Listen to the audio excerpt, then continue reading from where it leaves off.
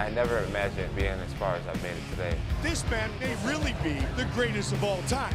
I worked really hard to be a guy who dominates a lot of opponents. It's a man against boys. I mean, this is just the story of every Jon Jones fight. He has proven many times that he is nearly unstoppable. The progress of Jon Jones from his first fight to today is really staggering.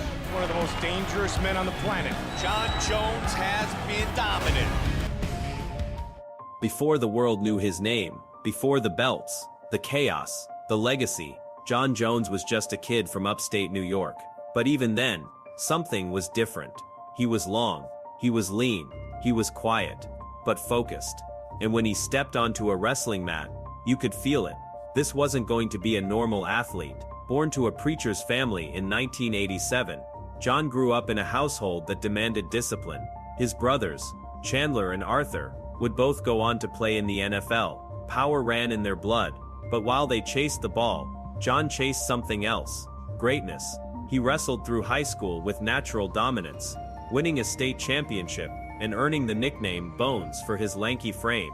And though he started MMA with raw tools, it didn't take long for people to realize what they were seeing. He wasn't just athletic, he was unfairly athletic. An 84-inch reach, uncanny balance, fight IQ beyond his years.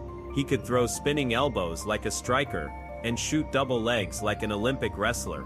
In a sport known for being chaotic and unpredictable, Jon Jones looked composed from the very start, like he already saw the game 5 moves ahead. In 2008, at just 21 years old, he entered the UFC on short notice to face Andre Guzmão. No hype, no spotlight, just a kid looking for a shot. But what he did that night was jaw-dropping. Spinning back elbows, creative clinch work, controlled dominance. The MMA world tilted its head and said, "Who is this kid?" Each fight after that wasn't just a win, it was an unveiling. Jones was evolving faster than anyone expected. He beat Stephan Bonner with ease. He manhandled veterans. He made the unpredictable look effortless. And all of it was happening before he could even legally rent a car. The sport had seen prodigies before, but this was different. Jones wasn't just good. He was changing the rules, fighting from both stances, using reach like a weapon, controlling distance like a veteran champion. He wasn't rising, he was erupting. Before long, whispers turned into roars. Future champion, unstoppable, once in a generation. And they were right. In 2009, Jones faced Matt Hamill, a fight that technically gave him his only loss, though the truth was very different. Jones dominated the opening minutes, takedowns, elbows, control, but then came the illegal 12-6 elbow, a rare controversial rule, led to a disqualification. He didn't lose that night, he just got caught in the fine print, and everyone watching knew, this kid wasn't getting stopped by anyone in the cage. From there, his rise became impossible to ignore. He dismantled Brandon Vera with vicious elbows, then brutalized Vladimir Matyushenko. Both fights were first-round finishes, quick, violent, clinical. Jones wasn't just beating good fighters, he was destroying them. Then came Ryan Bader, undefeated, confident, hyped as the next big thing. Jon Jones made him look ordinary, controlled him, submitted him, a statement win, and with that, the UFC handed Jones the opportunity of a lifetime, a shot at the light heavyweight title, not months from now, but right then, filling in for an injured Rashad Evans, against the reigning champion, Mauricio Shogun Rua. Shogun wasn't just a champion, he was a legend, a pride veteran, a striker with vicious power and deep experience. But Jones wasn't intimidated, he wasn't even fazed. At just 23 years old, he walked into the Octagon, at UFC 128, like he owned it. And from the opening bell, it was clear, this wasn't going to be close. Jones used his reach, his wrestling, his unpredictability. He kicked low, elbowed high, and took Shogun down at will. The champion looked overwhelmed. The crowd watched in disbelief. In the third round, Jones landed a knee to the body. Shogun crumbled. History was made. At 23 years old, Jon Jones became the youngest champion in UFC history, and the way he did it, with domination, creativity, and composure, didn't make sense for someone so early in their career. He didn't just win the belt, he announced something to the world. From the moment he claimed the UFC light heavyweight title in 2011, the division stopped being competitive. It became a countdown to his next masterpiece. His first title defense came against Quinton "Rampage" Jackson, a former champion with devastating power. Jones didn't just beat Rampage, he dissected him. He controlled the distance, used oblique kicks to break his rhythm, and submitted him in the 4th round. That had never been done before. Rampage had never been submitted in his career. Jon made it look routine. Next came Lyoto Machida, the karate sniper with elusive footwork. Fans wondered if Makida's awkward style would frustrate Jones. For one round, it did. Then Jones adjusted. By round 2, he closed the distance, landed a crushing standing guillotine, and let Machida drop to the canvas like a statue.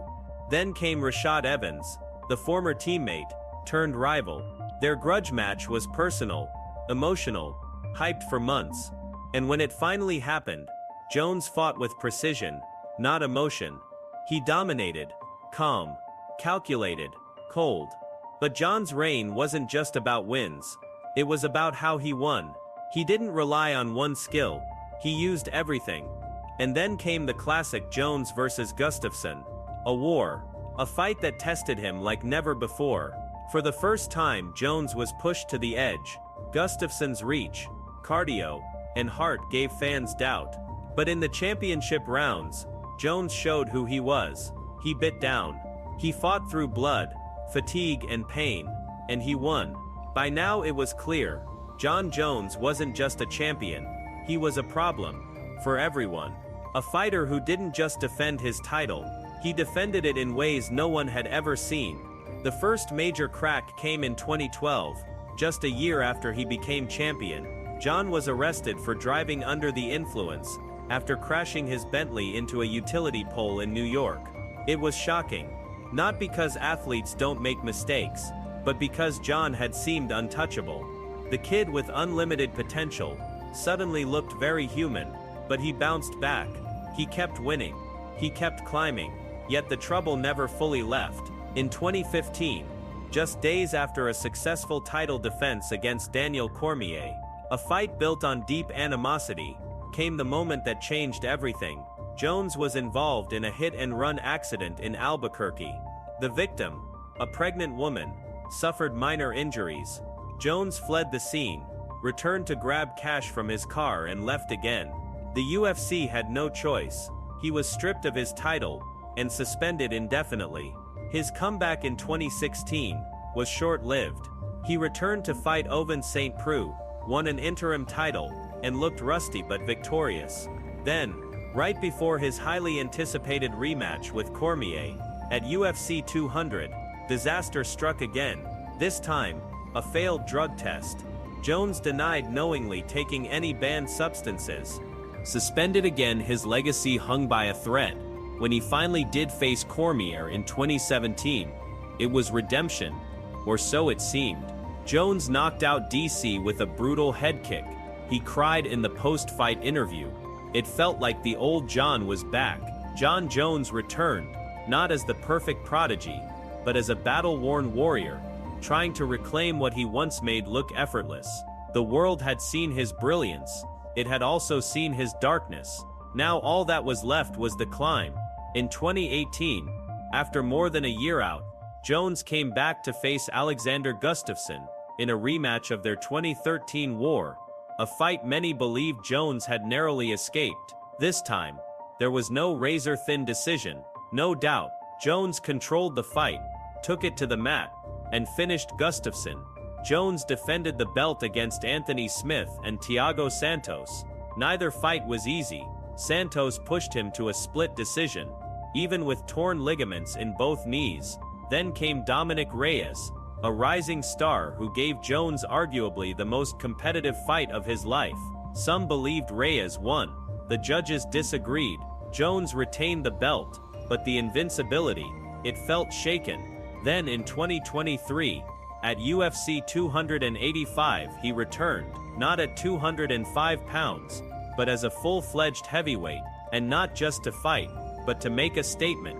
His opponent, Cyril Gane, young, fast, powerful, undefeated in MMA save for a close loss to Francis Ngannou. It took Jones just over 2 minutes. He closed the distance, took Gane down, and submitted him with ease. Jon Jones, now heavyweight champion of the world. Redemption isn't always clean. It's not always applause and absolution. Sometimes it's messy, painful, earned through scars, not praise. But Jon Jones came back. He beat wrestlers at wrestling, strikers at striking, grapplers on the ground. He made elite fighters look ordinary and dangerous, challengers look lost. But greatness isn't just about talent, it's about adversity, and Jones had plenty. His career was nearly derailed by his own decisions, arrests, suspensions, failed tests, stripped titles. At times, it felt like his story would end not in glory, but in collapse. And yet, every time he returned, he wasn't just a light heavyweight phenom anymore. He was the heavyweight king. So is he the greatest of all time? The numbers say yes. The performances say yes. The records, undefeated in all but a controversial DQ, scream it. Yet what makes his legacy complex is also what makes it unforgettable. He was never perfect. He was never clean-cut. But maybe that's why his greatness is so real. It came with flaws, battles, redemption arcs, and reinvention. It wasn't scripted, it was raw. For some, GOAT status means spotless careers. For others, it's about peak dominance. But for Jon Jones, it's about something deeper, being the best when it mattered, and staying the best even when everything around him tried to pull him down. Love him, or hate him, respect is mandatory. Because Jon Jones didn't just fight in the UFC, he defined it.